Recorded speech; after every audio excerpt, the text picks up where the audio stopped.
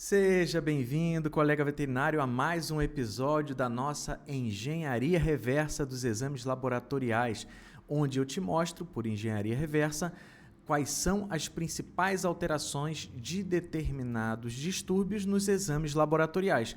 No episódio de hoje, nós vamos falar sobre ela, a tão temida anemia hemolítica imunomediada, que pode estar presente na tua rotina. A gente sabe que existem muitos casos de anemia hemolítica imunomediada, muitas vezes até não diagnosticados ou diagnosticados tardiamente. E se o hemograma pudesse nos dizer, ou melhor, nos dar algum direcionamento mais incisivo para a gente suspeitar dessa possibilidade, desse diagnóstico, né? A gente sabe que a anemia hemolítica imunomediada ela pode ser associada ou não associada a um distúrbio de base. Nos cães, costuma-se, né, a maioria dos casos, não existe uma correlação com uma doença de base. Já nos gatos é o contrário, existe maior tendência a se ter uma anemia hemolítica imunomediada associada geralmente à micoplasmose, à felve,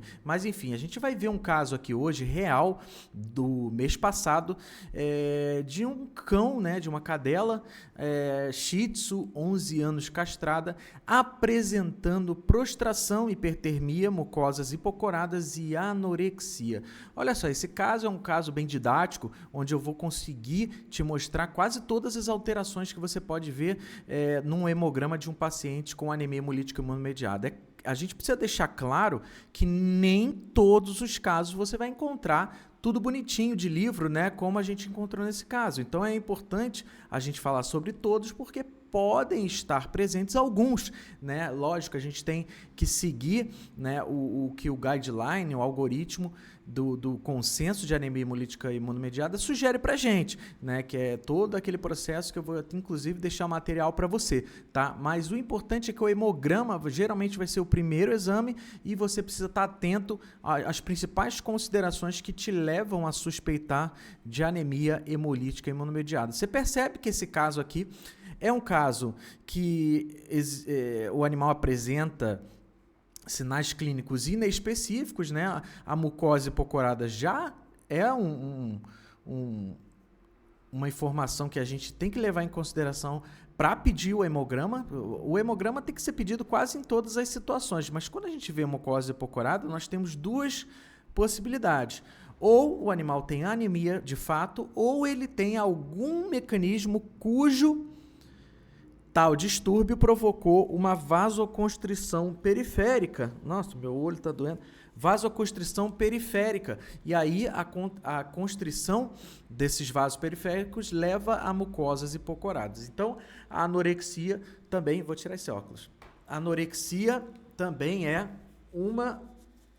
um sinal inespecífico, né, onde a gente vai ter realmente só a mucosa hipocorada como um achado talvez um pouco mais específico. Então vamos lá, vamos ver o que foi solicitado, né? Foi solicitado apenas um hemograma num primeiro atendimento e olha só o resultado dessa paciente.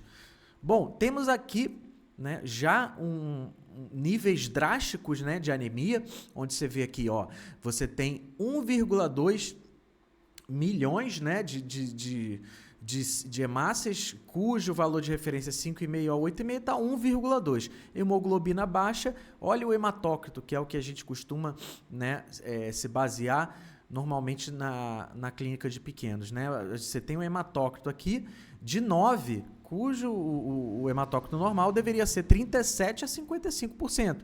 Então, ele apresenta uma anemia profusa aqui, mas não basta, como eu sempre falo para você, não basta saber que o animal tem anemia. Você precisa continuar a investigação e classificação dessa anemia. Essa anemia aqui está constando como normocítica, normocrômica, tá? Mas isso não diz tudo. A gente precisa ver para saber se tem resposta medular ou não. Precisamos, então, fazer a contagem de reticulócitos. E aqui a gente sempre faz quando o animal está anêmico. E olha só o resultado. 384.990 reticulócitos por microlitro. Isso significa que está acima do valor de referência de reticulócito.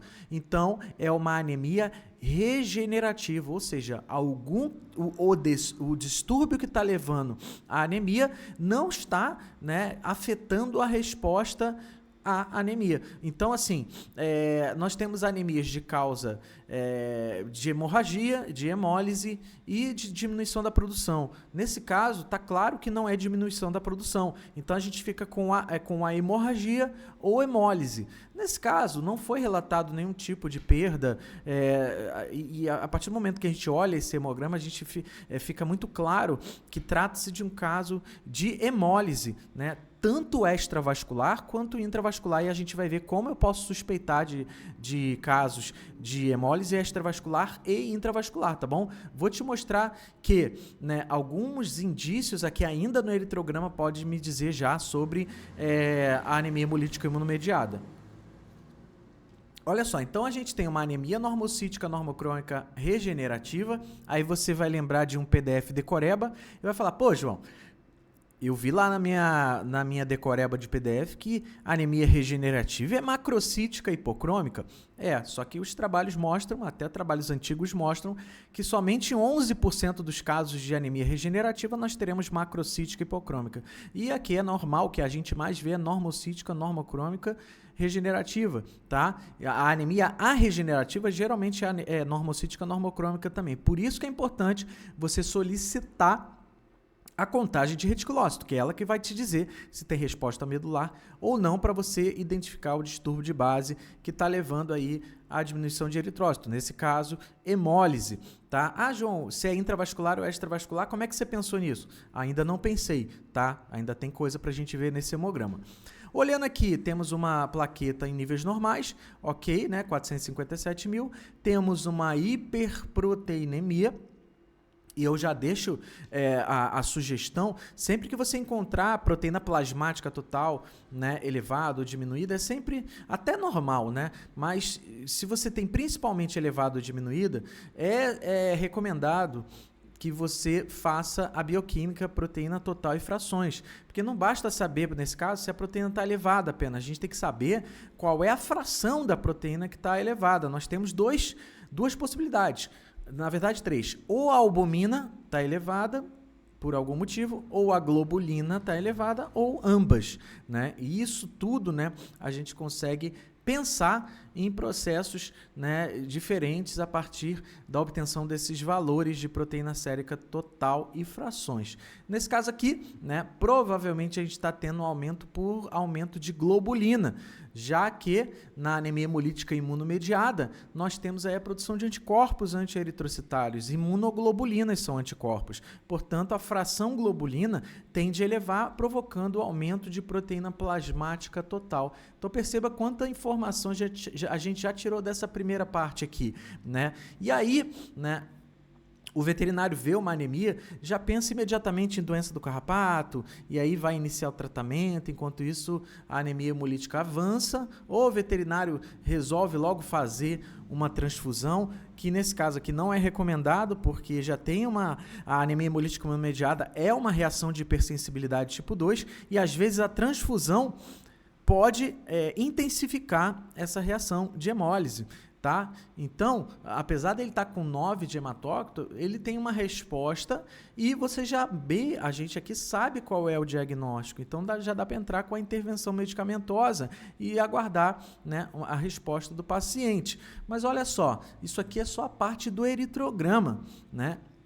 Quando a gente vai para o leucograma, dá a impressão que o animal está com um processo infeccioso abrupto, né? Só que, na verdade, colega veterinário, a gente tem que entender que o processo imunomediado, ele é um processo, basicamente, que estimula células de defesa, não é isso? E aí, num processo de anemia hemolítica imunomediada, você vai ter, né, o processo de leucocitose, eventualmente, tá? Isso é normal no processo, já que você tem estimulação da mediação de leucócitos, esperado, tá bom? Uma coisa aqui que eu até estou voltando aqui, esqueci de falar, é que a quantidade de meta-rubristo aqui, ela está consideravelmente elevada. Isso aqui nada mais é do que uma rubricitose que a gente chama de apropriada. Nós temos aí, né, eventualmente, a presença de metarrubrícitos na circulação, né, em resposta à liberação maior de eritrócitos pela medula óssea, né? Então, nesse caso, a rubricitose ela é apropriada. Nós temos aí outros distúrbios que levam à rubricitose inapropriada. Aí são problemas outros, né? Mas nesse caso, corrobora com a resposta medular do paciente, beleza? Voltando aqui na leucometria, nós temos uma leucocitose. Olha só, eosinófilo, a gente sempre vai olhar para valores absolutos, tá bom? Olha só, eosinófilo dentro do valor de referência, bastonetes elevados, segmentados elevados. Opa! Segmentado é um neutrófilo maduro, bastonete é um neutrófilo jovem. Se eu estou vendo um monte de bastonete aqui, eu tenho um desvio à esquerda, tá certo? E ele me aponta aqui que é regenerativo. Por quê? Eu tenho uma leucocitose neutrofílica onde o número de neutrófilos maduros supera o número de neutrófilos imaturos. Isso é a classificação de desvio à esquerda regenerativo, beleza? Esperado. É como se fosse um processo inflamatório agudo. Você tem a resposta ali imunomediada e aí você tem a liberação, o aumento da cinética de neutrófilo, aí você tem a demanda do compartimento de armazenamento lá medular, bastonete caindo na circulação, provocando desvio à esquerda, que é o que você espera num processo inflamatório agudo. O imunomediado é muito semelhante, tá bom? E aí nós temos uma monocitose, que também vai ter a produção também, a liberação maior de monócito, porque o monócito, a partir do momento que o eritrócito foi marcado com anticorpos, você tem aí, né, a necessidade de fagocitose. E aí o monócito, que vira macrófago lá no tecido, né, ele acaba até no próprio sangue fagocitando esses eritrócitos, totalmente ou parcialmente. A gente vai discutir isso porque vai ter evidência microscópica a partir disso, tá? Então, monocitose normal é uma célula que fagocita, né? E, nesse caso, imunomediado, autoimune, você tem a produção de anticorpos anti-eritrócito. Então, o monócito, o neutrófilo, vai começar a agir contra os próprios eritrócitos. Esse é o mecanismo da anemia hemolítica imunomediada, beleza? Então, nós temos aqui todos esses achados. Cara, aqui eu já tendo a pensar em anemia hemolítica imunomediada. Porém, o que vai consagrar esse diagnóstico, cara, é o resto dos resultados. Onde é que eu vou obter esses restos dos resultados? Na microscopia. Dá uma olhada aqui na microscopia. Tudo isso aqui eu já falei, tá? Anemia normocítica, normocrônica, regenerativa, hiperproteinemia, rubricitose, que é o aumento de metarrubrícito, anisocitose, policromasia também corroboram a resposta regenerativa. Olha aqui, isso aqui que o negócio começa a ficar mais quente, né? Presença de esferócitos e hemácias fantasmas. Esferócitos e hemácias fantasmas são alterações na morfologia do eritrócito, ou seja, você não vai ver isso em equipamento hematológico, você vai ver isso na microscopia. E isso entra como achados de anemia hemolítica imunomediada. O que é um esferócito? Olha só, imagine que você tem eritrócitos com anticorpos na sua superfície, né? Você vai ter, então, um reconhecimento pelos macrófagos, monócitos, e vai haver, então, a fagocitose desse eritrócito, porque ele está marcado com anticorpo, tá? E aí, o que acontece? Vez ou outra, você tem o macrófago fagocitando parcialmente esse eritrócito, só a porção onde tem o anticorpo. Então, basicamente, você ter um bolo e comer um pedaço do bolo, tá? Não vai comer ele inteiro. Só que esse resto que não é fagocitado, de eritrócito, ele se rearranja. E aí ele se rearranja sendo, né, um eritrócito menor, porque uma parte dele foi comida, e sem halo central, né? E aí você acaba reconhecendo isso microscopicamente, né? E chama isso de esferócito. Então, esferócito nada mais é do que a fagocitose parcial de um eritrócito. E isso me diz que há fagocitose contra eritrócito. Isso não é normal, né? Isso só é normal quando a hemácia está velha. Você vê aí, cães têm vida média aí de eritrócito do cão em torno de 100 dias, e o gato em torno de 70. Aí sim você tem lá no sistema monocítico fagocitário a fagocitose natural. Tá? Só que quando você tem a estimulação imunológica, a produção de anticorpos, você acelera isso, né? E estimula a destruição, a hemólise em grande escala desses eritrócitos. Tá? Então, esferócito é uma alteração morfológica que sugere a fagocitose parcial de eritrócitos. Se tem fagocitose, tem alguma coisa errada, porque não era para fagócito estar fagocitando aí muitos eritrócitos. E outra coisa, né? Esferócito sugere, né, hemólise, beleza? E anemia hemolítica imunomediada. E quando você vê também presença de hemácia fantasma, é um nome meio cabuloso, mas faz sentido. A hemácia fantasma sugere hemólise intravascular. Sabe por quê? Imagina o eritrócito feliz no sangue, né? E de repente você tem a deposição de anticorpos nele, né? Porque é reação autoimune, e aí depois você tem a ativação do sistema complemento. Não sei se você lembra disso na imuno, mas o sistema complemento vai fixar na membrana do eritrócito e vai provocar lesão da membrana, vai provocar poros no eritrócito. Ou seja, vai acabar com aquele ambiente intracelular. E aí toda aquela regulação osmótica vai para o espaço. E aí o que acontece? O eritrócito com poros vai liberar todo o seu conteúdo para fora, né? Porque o conteúdo intraeritrocitário é mais concentrado. E aí o que acontece? Todo esse material vai para fora e a célula fica com um aspecto de fantasmagórico lá na visualização da microscopia. Então, a hemácia fantasma sugere processo de ativação imunomediada com ativação de sistema complemento. E isso sugere hemólise intravascular. Opa, se eu tenho hemólise intravascular, eu estou liberando a hemoglobina no sangue. E olha só, nesse caso aqui, colega veterinário, o soro hemolizado não é um erro pré-analítico. Né? Geralmente, quando hemolisa a amostra, tem a ver com algum processo lá da coleta, do armazenamento e etc. Né? Nesse caso, não. A hemólise intravascular vai se mostrar, né, quando você coleta uma amostra de sangue. E aí não é erro de coleta, nem nada. É um caso de distúrbio, né? O processo de hemólise intravascular está provocando aquele plasma hemolizado ou soro, né, dependendo da amostra que você utilize.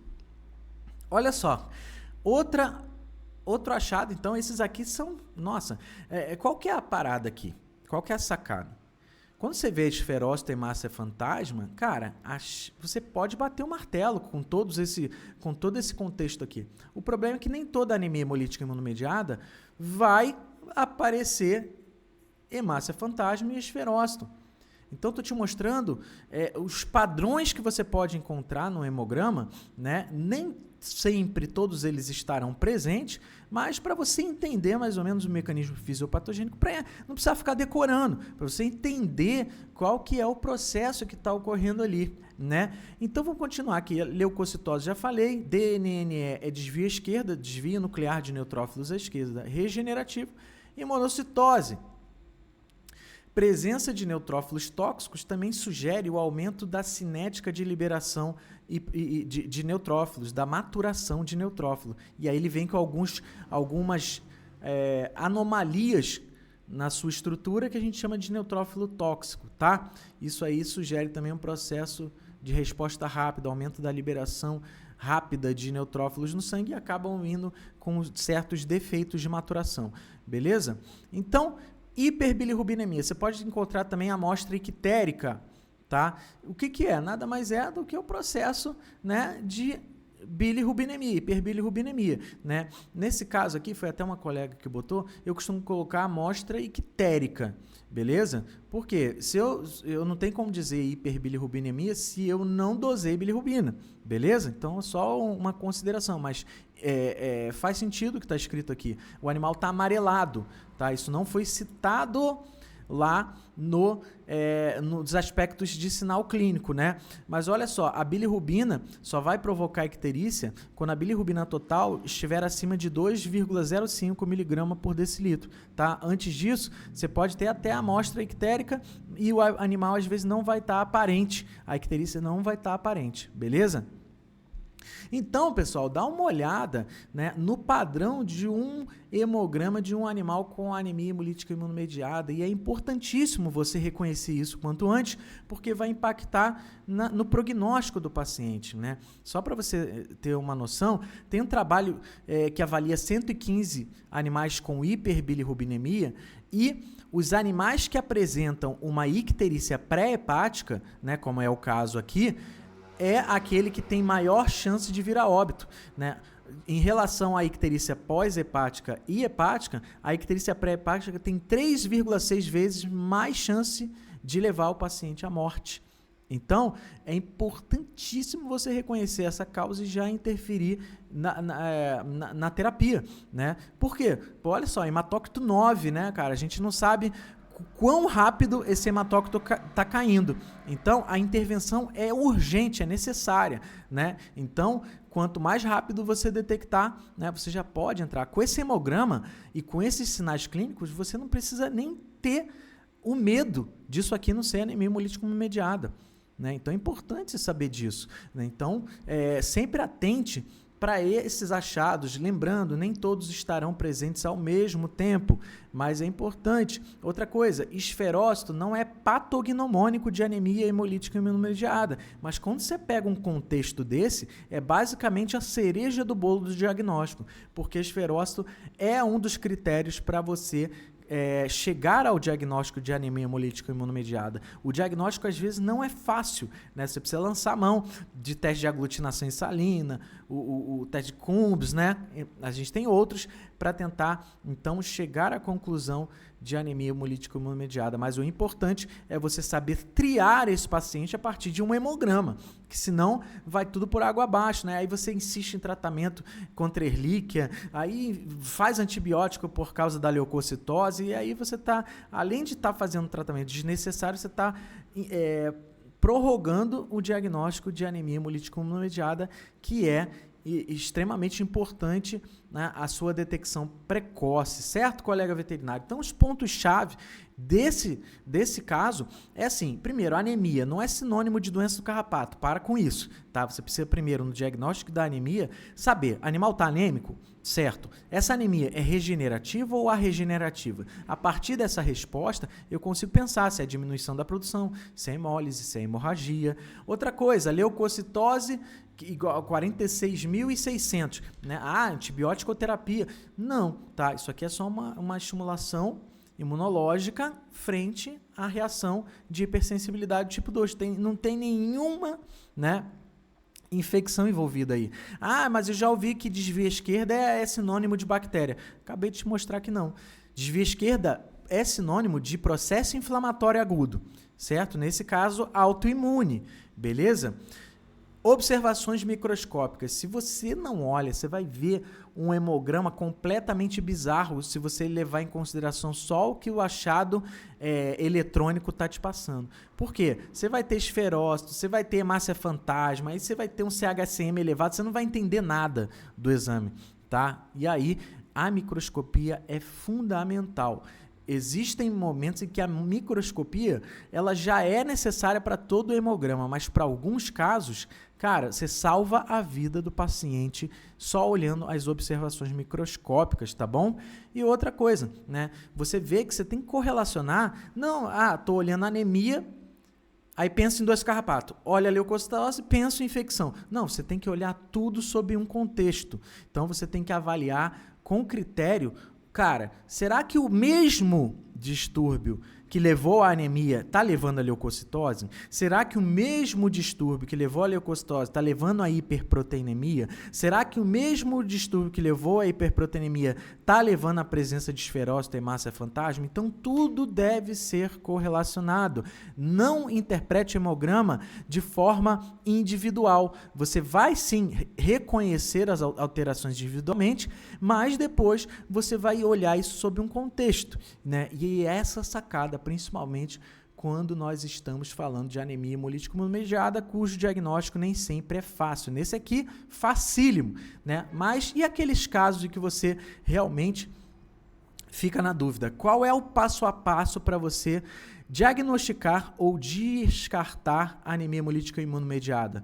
Olha só, vou deixar na descrição desse vídeo, né, o algoritmo que eu fiz baseado no consenso, tá? Fiz a tradução e a adaptação para você ter esse material em PDF, para aqueles casos em que você está suspeitando, porque a anemia hemolítica imunomediada é baseada na exclusão de outras possibilidades. Então, esse algoritmo aqui te mostra quais são os testes, quais são os achados que você considera para descartar ou considerar a possibilidade. Beleza? Vou deixar na descrição desse vídeo, tá? E não esqueça de curtir nosso Instagram, né, o InterpretaVet, já que ele é dedicado aos veterinários que querem atender seus pacientes com mais segurança, dominando a interpretação dos exames laboratoriais de rotina. Combinado, médico veterinário? Então, é isso. Esse foi mais um episódio da Engenharia Reversa e até o próximo vídeo.